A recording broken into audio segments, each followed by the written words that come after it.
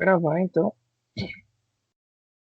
Bom, gente, vamos fazer uma revisãozinha, como eu disse para vocês, né? Lembrar o que a gente falou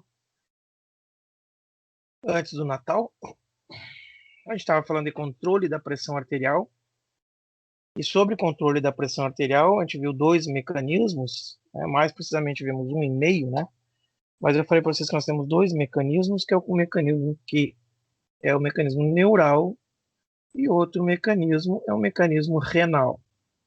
Dentro do mecanismo neural, aquele que utiliza o sistema nervoso para controlar a pressão arterial, a gente vai ter utilização de ora do sistema nervoso autônomo simpático e ora o parasimpático para que ocorra essa compensação ou esse controle da pressão arterial. Como é que funciona? Só para nós lembrarmos, né?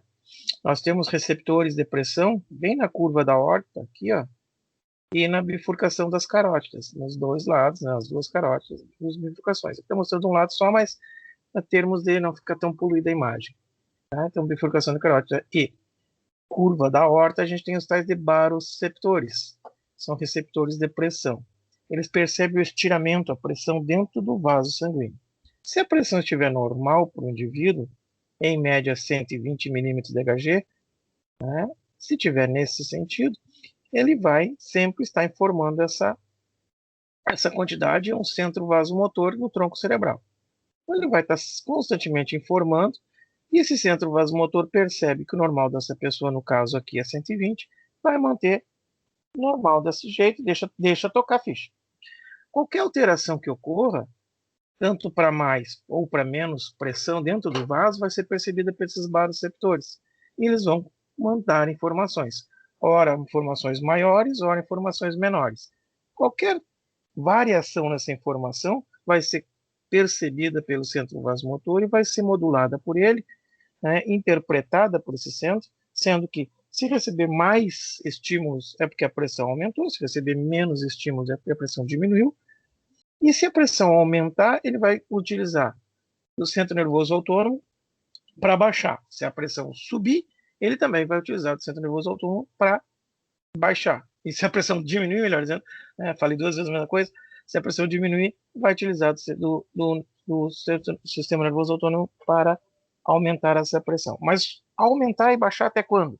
Aumentar e baixar até quando voltar à normalidade. Né? Então é um mecanismo de feedback negativo, ou seja, ele autocontrola. Porque se o normal da pessoa é 120 e cair para 80, né? O centro vasomotor perceber isso. Se caiu, ele vai tentar aumentar. Quem aumenta a pressão é o simpático, através dos seus neurotransmissores noradrenalina, que atua diretamente sobre o coração, certo? Provocando aumento de força e frequência. Então vai aumentar a força e frequência e vai subir essa pressão. Vai subir até quando? Até 200? Não. Porque se chegar a passar da normalidade, esse centro vasomotor vai abrir mão do outro, do parasimpático, para baixar. Então, se ele percebe que o normal é 120, ele vai manter 120. Se subir mais que isso, ele vai usar o parasimpático. Se baixar mais que isso, ele vai usar o simpático para manter na normalidade. Então, a intenção do controle neural, ou melhor, o controle da pressão arterial pelos mecanismos que nós possuímos, sempre na intenção de manter no normal da pessoa. Cada um tem uma normalidade. A média é 120, ou melhor, 12 por 8, né? 120 por 80. Essa é uma média da população. Tem alguns que é 14, tem uns que é 11, né? Mas cada um tem a sua interpretação pelo seu centro nervoso. E aí a gente viu mais algumas coisinhas, né? Olha lá, filhinho. Então, se a pressão está alta, nós vamos ter a percepção, né? Então, vai ter vasodilatação, vai ter diminuição da força e frequência pelo sistema parasimpático, né? Então, os baroreceptores vão perceber. Então, se a pressão está alta, vai ter estiramento das paredes das artérias, estimulação dos baroreceptores, um aumento do impulso do centro vasomotor que eu falei. Daí vai diminuir a atividade simpática e aumentar a parasimpática. Claro, eu tenho que, se está alta a pressão, tem que botar o parasimpático a trabalhar mais para que os seus neurotransmissores do parasimpático fazer com que ocorra vasodilatação, diminuição da força de contração, né? Com isso a gente vai ter diminuição do débito cardíaco e, consequentemente, se diminuir o débito, que não lembra mais, né? O débito é o volume ejetado por minuto, né? Então, o volume é igual à força com que o coração ejeta e a quantidade de vezes que esse coração ejeta, então força e frequência, né?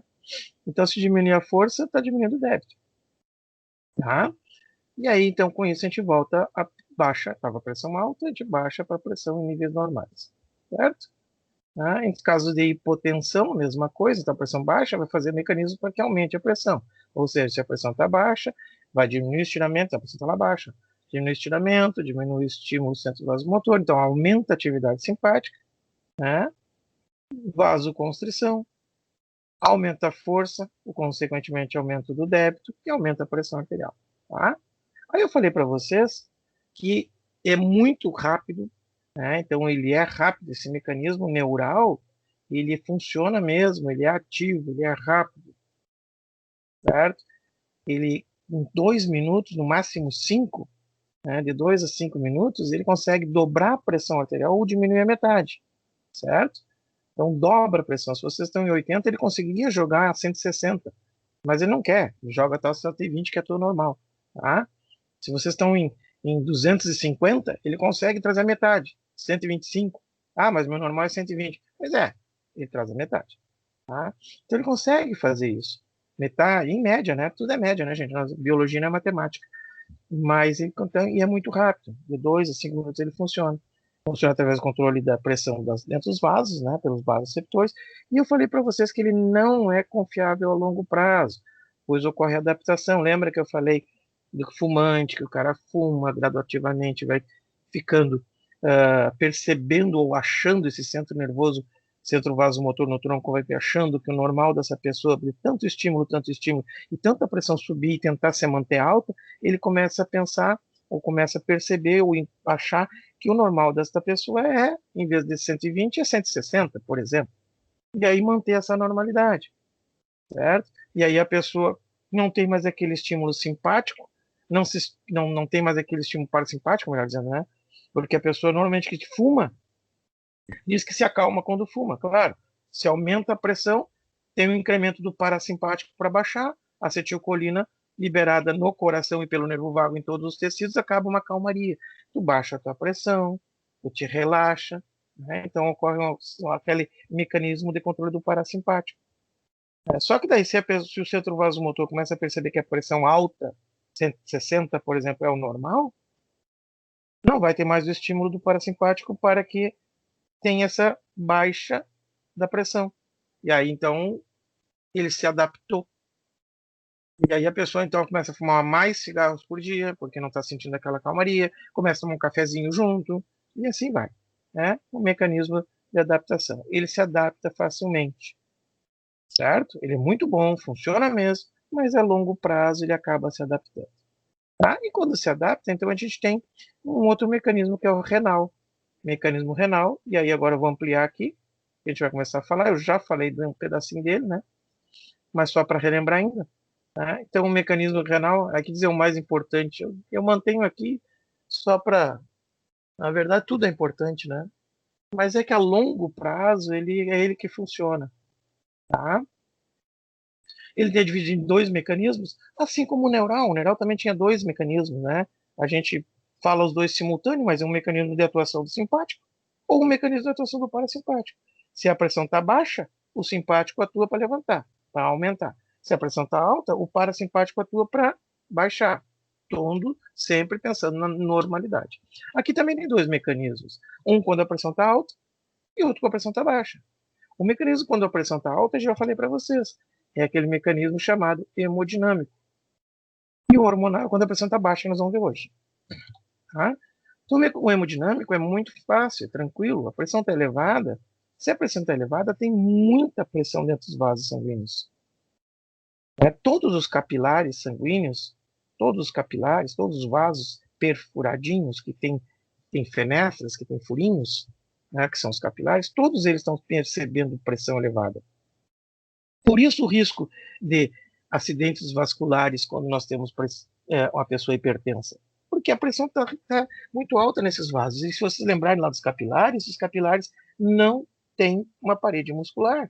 Eles são apenas endotélio. Lembra que eu mostrei para vocês esses tempos? E aí, se a pressão está muito alta, pode arrebentar esse vasinho. E nós temos acidentes vasculares, né? Então, esse é o motivo do perigo de hipertensão para acidente vascular. Mas voltando um pouquinho à fisiologia, quando a pressão está alta, todos os vasos estão percebendo essa pressão elevada. Está chegando mais pressão para todos os tecidos. Ocorre mais permeabilidade pelos aqueles poros. É a história que eu falei para vocês da mangueira de jardim, né? São regar o jardim e liga a mangueira. Se a mangueira tem um furinho, quase não sai água. Agora, se tu apertar a ponta, dobrar a ponta da mangueira, aquele furinho vai jogar muito mais água. Quer dizer, aumentou a pressão, a filtração aumenta. E se nós pensarmos na filtração aumentar em todos os capilares, a gente tem que lembrar que a gente tem o capilar renal. E o capilar renal, lá dentro, que faz a filtração do sangue, né, também vai estar percebendo. Então, se a pressão está alta, a pressão dentro do rim também vai estar aumentada. Com isso, vai aumentar a filtração. Se aumenta a filtração do sangue, né, aumenta a filtração, com o aumento da filtração do sangue, a gente tem aumento da excreção de água. Se a gente tira a água, e a gente viu que o sangue tem uma parte água, né, e é bem grande essa parte, se a gente está tirando a água do sangue, a gente está diminuindo o volume circulante. Se a gente diminui o volume circulante, a gente diminui a pressão dentro do vaso. Eu tinha muito líquido dentro do vaso, que tinha muita pressão. Agora eu tirei um pouco, voltou ao normal. Opa! Né? Então, aumentando, excretando a água, excretando, aumentando o volume urinário, a gente diminui o volume do líquido circulante. Com isso, lembrem que diminui o retorno venoso e o coração, como é uma bomba, se adapta. Se chega a menos sangue, as fibras musculares se dilatam menos e ejetam com menos força. Logo, diminui a pressão arterial. Então, isso é tranquilo. Se vocês tomar bastante água, vocês vão fazer bastante xixi. Certo? Porque a água toda é absorvida no trato digestório e incorporada ao sangue. Tudo que a gente absorve no trato digestório, uma hora vai entrar na nossa corrente sanguínea para ser utilizado. E se vocês botarem mais água dentro desses tubos, né, desse sistema tubular que é os nossos vasos, vocês estão aumentando a pressão. E se aumentar a pressão, vão fazer mais xixi.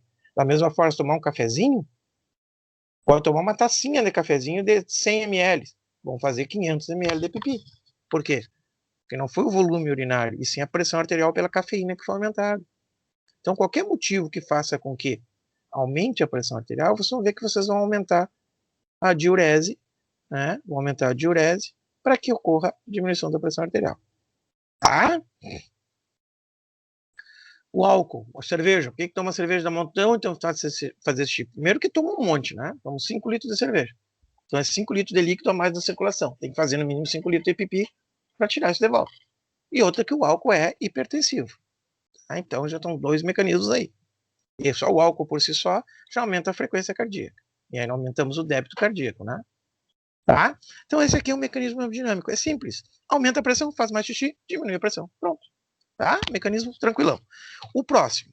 E aí, lógico, isso aqui, né? Simples se nós pensarmos só que existe só filtração. Mas a gente sabe, e lá em renal, semestre que vem eu vou dizer para vocês, que aqui dentro existe algumas coisas a mais. Eu não vou botar os pés pelas mãos agora, né? O boi, a carroça na frente dos boi, mas que além de filtração existem outras coisas, como reabsorção de nutrientes. Algumas coisas são filtradas, eu não posso perder. Por exemplo, a glicose. A glicose é livremente filtrada pelos capilares renais, mas eu não posso perder a glicose, então ela é reabsorvida. Tá? E a água também é livremente filtrada, e a maioria da água é reabsorvida. Então não adianta só aumentar a pressão e filtrar. Eu tenho que evitar que ela seja reabsorvida. Mas isso a gente vai ver na renal. Por enquanto, para cardio, pensem só isso. Só isso. Aumentou a pressão, o mecanismo hemodinâmico renal provoca a diurese e com isso a gente diminui a pressão. Tá? Por que provoca a diurese? Porque o aumento da pressão, né, de alguma forma, lá dentro do coração, né, vai estar estimulando, que lembra que esse músculo é elástico, então se aumentar a pressão, ele se estica mais, está chegando mais sangue proveniente do retorno venoso, vocês têm mais líquido circulante, né, dilata mais as fibras musculares, vai dilatar mais o nosso sino atrial, que está aqui, o nosso sino atrial vai disparar mais vezes, e além disso, a estimulação nesse nosso sino atrial, né, libera um tal de peptídeo natriurético atrial. Esse peptídeo natriurético atrial é um hormôniozinho, um peptídeo, né, peptídico, tá, que provoca a inibição do hormônio antidiurético. Ou seja, como eu disse para vocês, né, aumenta a pressão, filtra mais, aumenta o volume urinário. Sim, mas e para eu filtrar mais e eliminar mais líquido, eu não tenho que ter o hormônio antidiurético. Isso aqui é só ir para ilustrar.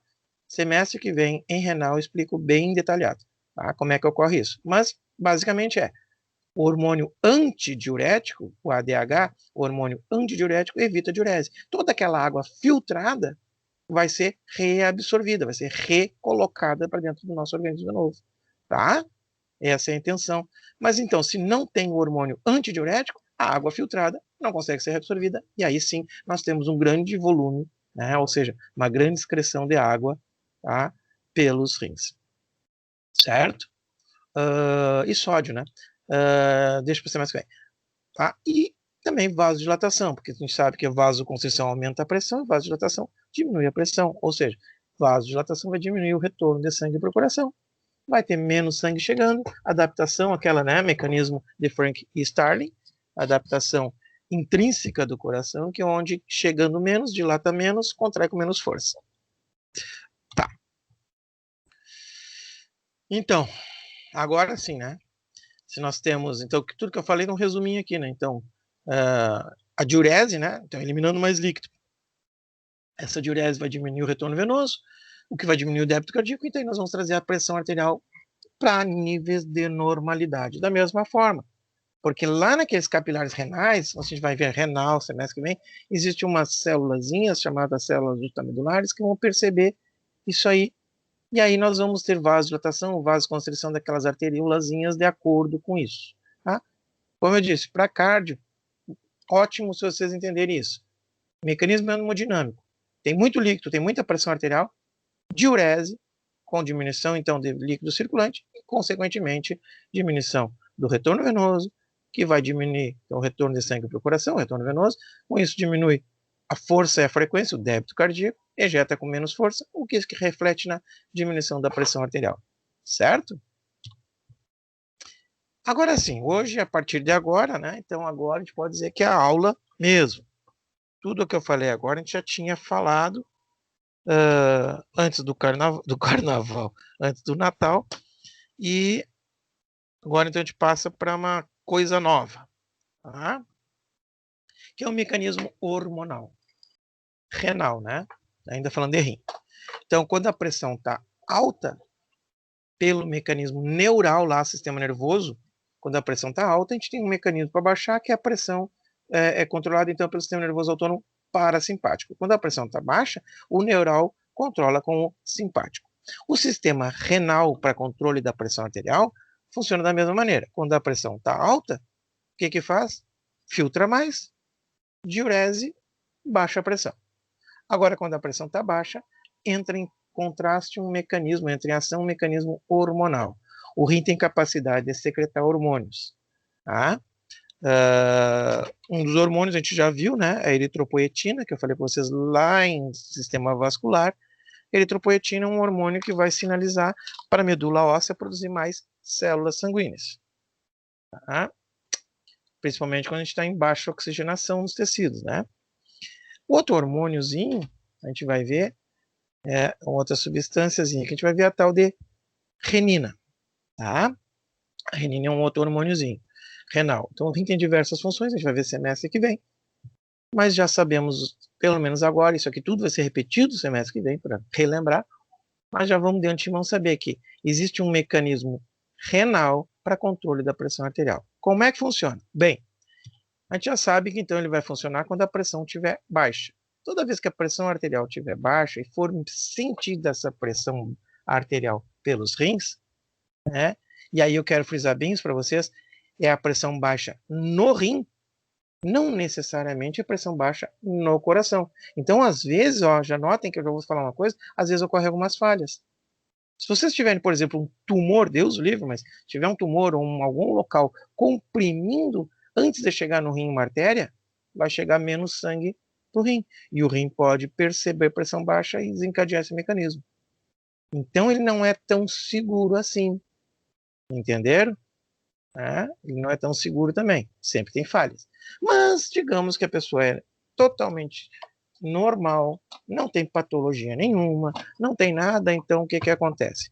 Consequentemente, em média, o que sai no coração, a pressão de saída no coração, tu sabe que depois é ramificações, né? Os vasos cada vez ramificando mais, ramificando como se fossem os galhos de árvore, né?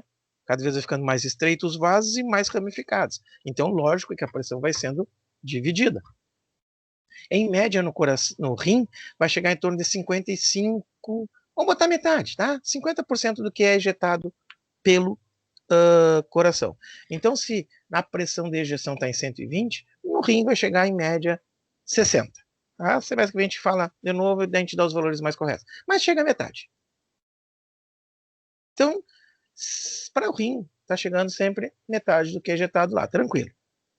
Se o rim perceber essa metade abaixo do que ele acha normal, vai entrar então em ação esse mecanismo aqui. O sistema renina, angiotensina, aldosterona. Como é que funciona? Bueno, então aqui a gente tem um rinzinho melhor. Aqui a gente tem um néfron, né? Então aqui tem um néfron, que é uma unidadezinha que tem dentro do rim.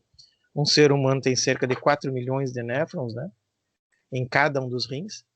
Então, esse aqui é uma coisinha microscópica, bem pequenininha. Lá naquele néfronzinho, né? Você já deve ter visto lá nas ciências ou biologia, no ensino médio, né? Devem ter falado alguma coisa para vocês. E aí devem ter mostrado para vocês o glomérulo, né? Então, a cápsula glomerular, enfim. Bom, aqui nesse glomérulo tem um localzinho que tem umas célulazinhas roxinhas aqui, ó, ampliado daqui para cá, né, gente? Que é chamado de células justaglomerulares. Essas células justaglomerulares, elas estão aqui nessa região, bem pertinho dessa arteríola aqui, que é uma arteríola que está entrando sangue para o rim, ou melhor, entrando sangue para dentro do néfron. Aí esse sangue vai ser, aqui tem os capilares, né? Vai passar pelos capilares, aqui pode ocorrer ou não filtração, e depois esse sangue sai por uma outra artériazinha, uma arteríolazinha aqui. Então essa que está entrando a gente chama de arteríola aferente, e a que está saindo é a eferente. Para aqui o nome delas, né? Então a arteríola aferente entra, o sangue dentro do glomérulo, passa pelos capilares, pode ou não ocorrer filtração de alguma coisa, e aqui, ali está vendo os porozinhos, ó, gente, os poros, ó, tudo porosinho, ó, onde ocorre filtração, tá? E, ó, ali também tem poros. E volta pela arteríola eferente. Bem na entrada, então, do glomérulo, na arteríola aferente, nós temos as células justamedulares.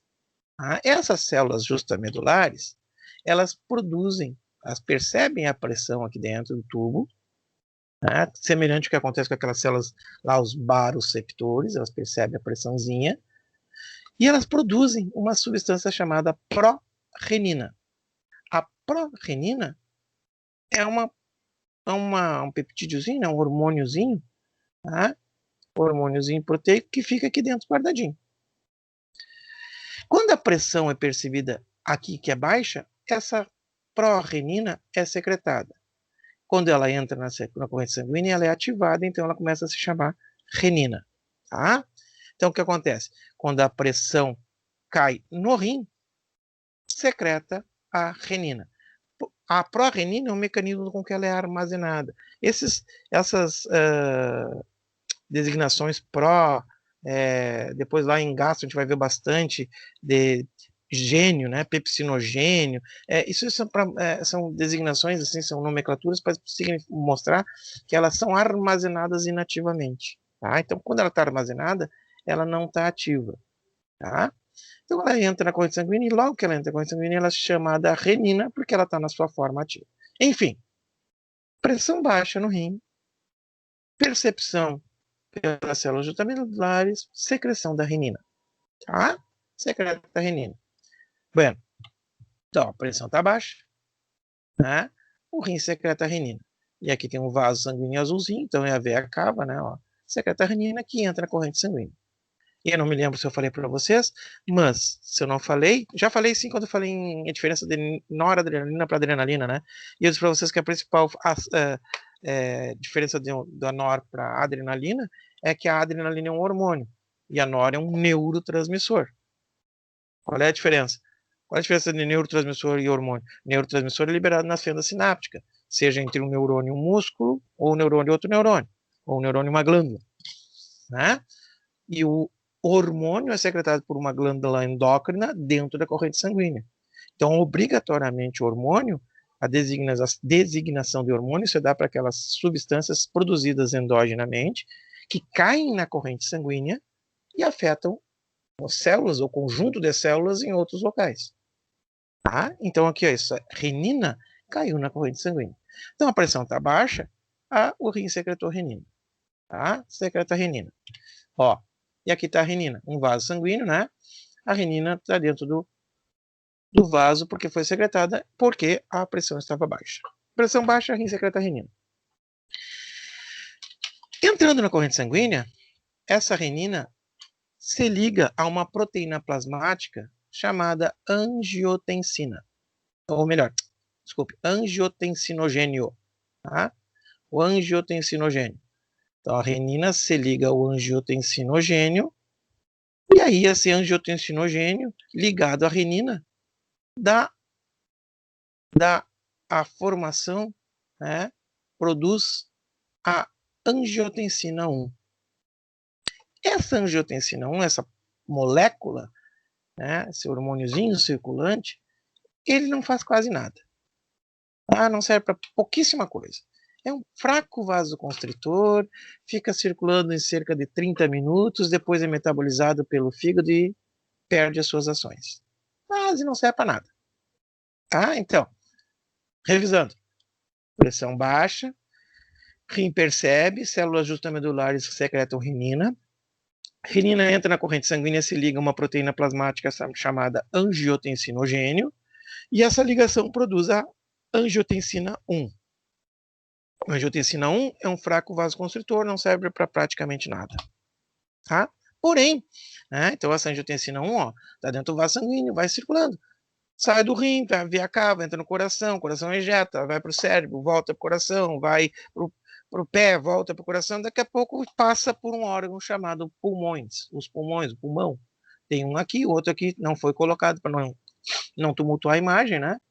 Mas nos pulmões, toda vez que essa angiotensina 1 passar pelos pulmões, ela vai ser convertida em angiotensina 2 por uma enzima chamada enzima conversora de angiotensina. Então, lá no pulmão, ó, a angiotensina 1 se liga a uma enzimazinha que tem lá, certo? Ó, vai se ligar e vai dar origem à angiotensina 2, certo? Dentro dos pulmões. É só nos pulmões? Não. Em alguns outros locais do nosso organismo a gente também produz. Só que 99% é feito nos pulmões. O músculo esquelético produz um pouquinho também. Tá? Tem outros tecidos que também produzem um pouquinho. Né? A gente tem relatos que talvez trato digestório também consiga produzir um pouquinho. Mas 99, alguma coisa é produzido nos pulmões. Tá? Só uma meleca para o resto do nosso organismo. Então, nem desconsideramos essa informação. Então, a angiotensina 1, que é um fraco vasoconstritor, nos pulmões é convertida a angiotensina 2 pela uma enzima chamada enzima conversora de angiotensina. Vamos botar ela aqui, que eu achei que tinha e não tem. Então, vamos botar a ECA, né? A enzima conversora de angiotensina, certo? Essa enzima conversora de angiotensina, comumente chamada de ECA, transforma ou quebra a angiotensina 1, formando ou produzindo, dando origem à angiotensina 2, que também fica circulando. Essa angiotensina 2, sim, vai fazer um estrago bem grande. A angiotensina 2, ela é um potente vasoconstritor. Aqui está mostrando para vocês um vaso sanguíneo, hemácias, a pressão está em 100. Aí eu pingo angiotensina nesse vaso sanguíneo, né? A angiotensina atua e provoca elevação porque ocorreu vasoconstrição. Se pegar essa imagem aqui e ver o diâmetro, aqui está bem menor o diâmetro. Tá? Então, a angiotensina 2 é um potente vasoconstritor. E só por isso já elevaria a pressão arterial. Né? Lembrando, tudo isso está acontecendo porque a pressão está baixa. Pressão baixa no rim, células justamedulares secretam renina. Renina da corrente sanguínea se liga à proteína plasmática chamada angiotensinogênio, dando origem à angiotensina 1.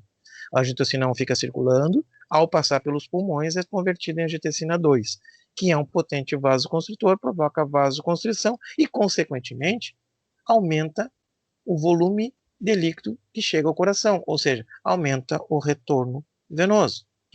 Lembra? Se aumentar o retorno venoso, chegando mais sangue para o coração, vasoconstrição, a gente sabe que aumenta o retorno venoso. Aumentando o retorno venoso, as fibras cardíacas se dilatam mais, porque está chegando mais sangue e contrai com mais força. Simplesmente esse fato, né, um vasoconstritor venoso, já provocaria um aumento da pressão, mas ela faz muito mais coisa. Essa angiotensina 2, então ela fica circulando, provocando vasoconstrição por tudo que ela passa. E ao passar lá, né, lá pelaquela glândulazinha em cima do rim, aqui está o rim, né, chamada de suprarrenal, tá? Aquela glândulazinha chamada suprarrenal, quando passa lá pela suprarrenal, ela sinaliza para a suprarrenal e a suprarrenal secreta um hormônio chamado aldosterona. Então, a angiotensina 2 estimula a suprarrenal a secretar aldosterona. A aldosterona vai atuar no rim, então o hormônio entra na corrente sanguínea e entra no rim, tá? Esse hormônio entra na corrente sanguínea e ele vai provocar a reabsorção. Lembra que eu disse para vocês? Então o glomérulo filtra e a água pode ir embora, mas ele provoca a reabsorção dessa água. Há pouco eu falei para vocês do hormônio antidiurético. A aldosterona funciona quase igual, né? Então ele provoca a reabsorção tubular de água. Mais precisamente a reabsorção ativa, que está aqui, como é que funciona, né? Mas ela funciona com reabsorção de sódio. Então o que acontece? Então aqui o capilar, o tubo renal, aqui tem sangue, aqui tem líquido, que é o rim, né? Aqui está o túbulo do aqui vai formar urina, né? E aqui o nosso vaso sanguíneo que está pertinho. Quando nós temos a aldosterona dentro desse vaso sanguíneo, essa aldosterona provoca a reabsorção de sódio. Então, reabsorveu o sódio, pegou o sódio que estava lá dentro, lembra que o sódio estava aqui dentro do tubo, e o sódio vai em direção ao vaso sanguíneo, certo? Então, uma reabsorção ativa, ele ativa aquelas bombas de sódio e potássio. E aí o que acontece? Aqui tem bombinha de sódio e potássio, o sódio começa a ser absorvido e o potássio secretado. Sódio absorvido, potássio secretado. Absorvido. Aumenta já, eu explico como. Olha só, Bia, absorve sódio, tá? O sódio é um monovalente positivo. E por diferenças de carga elétrica, ele atrai quem? Ele atrai um monovalente negativo. Quem é um monovalente... Travei a língua. Quem é o monovalente negativo que sódio puxa? Aquele nosso famoso cloreto, que não está aqui, eu achei que estava. Mas ele acaba trazendo cloreto. Por atração iônica, não está aqui a imagem, desculpa. O sódio traz cloreto e forma sal. Certo? Então, o sódio, com gasto de energia, bomba de sódio e potássio, é reabsorvido. A atração do sódio, ou melhor, a reabsorção do sódio, traz, sem gasto de energia, o cloreto, forma sal. E o sal puxa água. Se vocês pegarem dia úmido, botarem a mão no saleiro, vão ver que ele está empapado. O sal puxa água. E aí, então, forma sal, puxa água. E a água, então, é reabsorvida, entra no vaso sanguíneo, aumenta o volume de líquido circulante.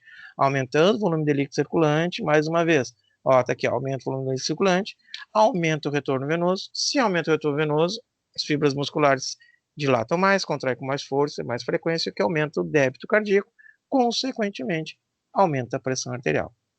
Só isso, professor? Não. Ainda não. Tá? Ainda não. Nós temos também, de acordo com a osmolaridade plasmática, a gente vai ter, né, uma estimulação, um efeito, tá a água, né, um efeito a curto prazo, né, e a longo prazo, realizados lá pelo hipotálamo. Tá?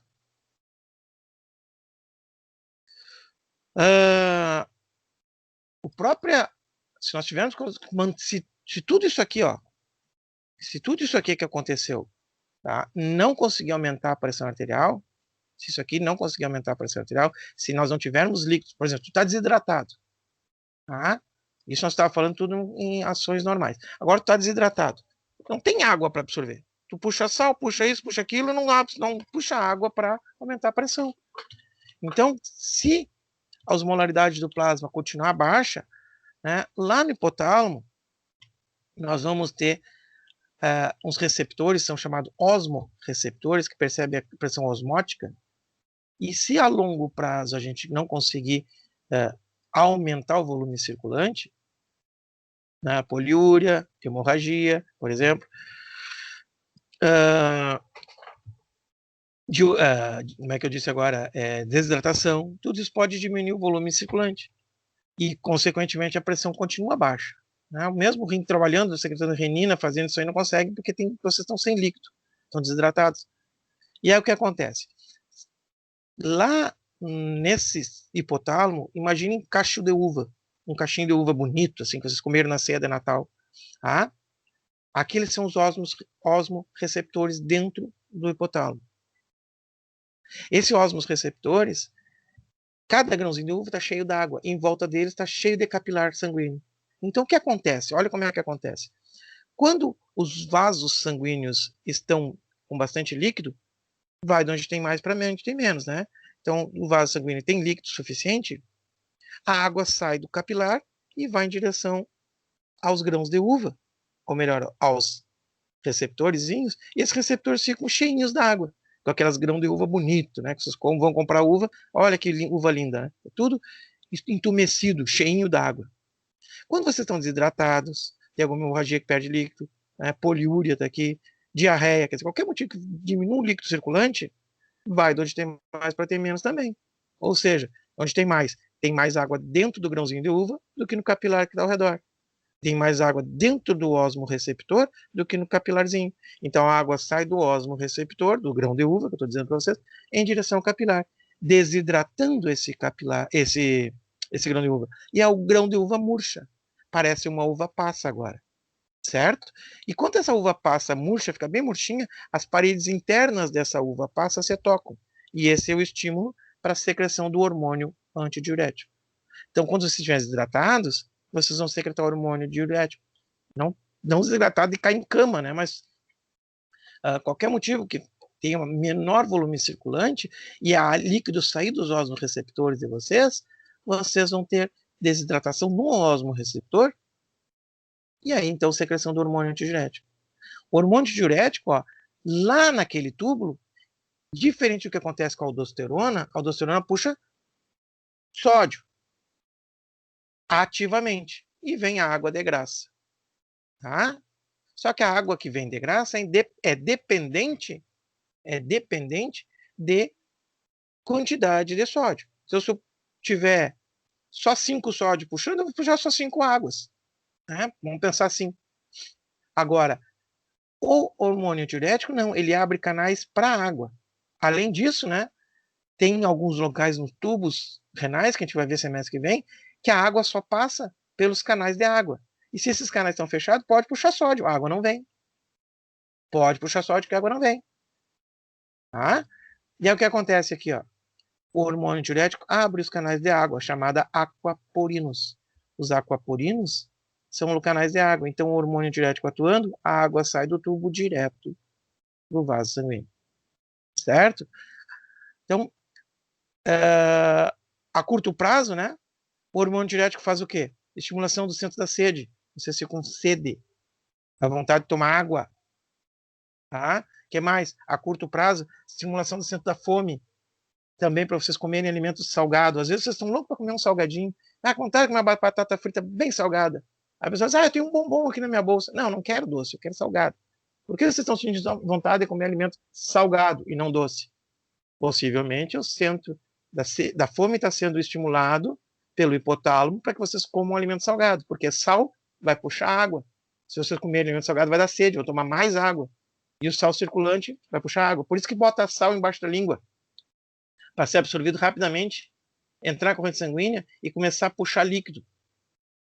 Para aumentar a pressão, né? Por que o sal embaixo da língua aumenta a pressão? Porque vai puxar líquido para dentro do vaso. Puxando líquido para dentro do vaso, aumenta o retorno de sangue para o coração, aumenta o retorno venoso, mais sangue chega, mais força de contração, aumenta a pressão arterial. Ah? Então tá aqui, ó, hormônio diurético, né? A água tá lá no tubo, abre os canais aquaporinos, aumenta a pressão arterial, por quê? Mais líquido circulante, aumenta o volume de líquido circulante, aumenta o retorno venoso, aumenta o débito cardíaco, aumenta a pressão arterial. Aqui, ó, aumenta o volume circulante, aumenta o retorno venoso. Certo? Tá? Então, o centro da sede, que eu falei para vocês.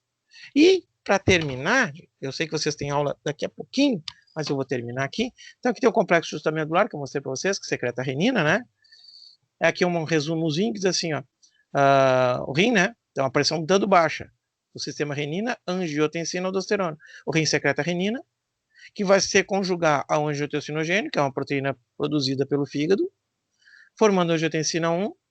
A angiotensina 1 é convertida pela ECA, enzima conversora de angiotensina, no pulmão, formando a angiotensina 2. A angiotensina 2 provoca secreção de aldosterona, né? E também provoca vasoconstrição. A aldosterona provoca reabsorção de água, né, no rim, passivamente. Tá? Mesmo esquema, ó, rim secreta renina, a renina se liga à proteína plasmática chamada angiotensinogênio, secretada pelo rim, formando angiotensina 1. A enzima conversora de angiotensina transforma ela em angiotensina 2, certo? Que vai lá no... A angiotensina 2 provoca a vasoconstrição e vai na suprarrenal, provoca a secreção de aldosterona, que vai no rim provocar a absorção de água. Tudo isso aumenta o volume sanguíneo, aumenta o retorno venoso, aumentando a pressão arterial. Tá? Novamente, é aqui que eu quero chegar, porque tem um esquema aqui, ó. Então, o rim secreta a renina, se liga ao angiotensinogênio, faz angiotensina 1. Lembra que a angiotensina 1 não tem função quase que nenhuma, não serve para nada. Tá? No pulmão é transformado em angiotensina 2, provoca a vasoconstrição, aumenta o retorno venoso e, consequentemente, a pressão arterial. Só essa vasoconstrição já seria, né, dependendo do caso, se a pressão caiu um pouquinho, já seria suficiente. Nas adrenais, ou suprarrenais, né, nas glândulas adrenais, ou também chamadas suprarrenais, ela provoca a secreção de aldosterona, certo? A aldosterona vai provocar um aumento de reabsorção de água, né? Reabsorção de água, então sódio, que vai puxar água, o que vai aumentar o volume de líquido circulante, elevando a pressão arterial. Essa aldosterona também provoca vai nas artérias provocando vasoconstrição, esqueci de falar. A aldosterona também provoca vasoconstrição, certo? E a gente tem a elevação da pressão arterial, certo? E com isso a gente tem um maior retorno venoso que provoca um aumento da força contrátil e aumenta a pressão arterial. Então, a aldosterona faz uma bagunça bem grande, aumenta a pressão arterial. Só que, uma triste que eu tenho a dizer para vocês aqui, é que o rim humano, a partir de 40 anos de idade, começa a falhar. E não é só o rim, a visão, né? Eu, quando cheguei a 45 anos, comecei a ter que usar óculos para leitura. Então, a partir dos 40 anos, começa a falhar as coisas. A gente foi programado para viver até os 40. A gente insiste e vive até 100 hoje. A medicina possibilita isso. Jesus Cristo morreu com 33 porque foi crucificado, mas ia morrer com 35 de alguma peste. Em 34, em 33 meses de alguma coisa. A medicina não era evoluída. O pessoal lá morria com isso aí. 40 anos já era velho. Quem chegava a 50 naquela época já estava tataravô, né? Então, gente, nosso organismo começa a falhar a partir de uma certa data. A gente tem problema de audição, com ficar velhinho, né? Visão, o paladar já não é mais o mesmo. Vocês devem escutar a mãe de vocês, a laranja de hoje, o pai, o vô, né? O vô que gosta de dizer, as laranjas de hoje não tem gosto. Boa era aquelas laranjas que a gente comia quando era criança. Aquilo sim era laranja boa, hoje é só água. Não, a laranja é a mesma. É o mesmo pé, você acredita na mesma laranja. Ele não percebe mais. As glândulas salivares dele não percebem mais como percebiam quando era criança. Então tudo vai enfraquecendo. E o rim, né, já é sabido que a partir de 40 anos de idade, em média, a cada ano, o rim perde 1% dessa capacidade renal. Ou seja, a pessoa com 40 anos tem 100%, a pessoa com 50 anos tem 10% a menos. A pessoa com 100 anos tem 60% a menos. Tá? Então, gradativamente, em média, 1% é perdido a cada ano. E aí a gente tem o quê? Uma falha renal começando a aparecer. Não se preocupem, uma pessoa vive muito bem com 25% da sua capacidade renal. Vocês podem doar um rim, tá? e viver até os 65 anos, em média, sem problema nenhum. A partir disso, talvez comece a ter um probleminha. Tá? A gente vai precisar fazer hemodiálise quando a falência renal chegar a termos de 15% por aí, a gente já começa a pensar em alguma coisa. Até então não tem problema. Então, a gente consegue viver muito bem com até 25% da capacidade renal dando risada. Então, nós temos 2 rins, vai embora. Né? Então, até os 115 anos, nós conseguiríamos viver muito bem, sem problemas renais, teoricamente. Bueno, só que começa a falhar. Às vezes não interpreta bem aqui, às vezes não secreta uma quantidade de hormônio bem lá.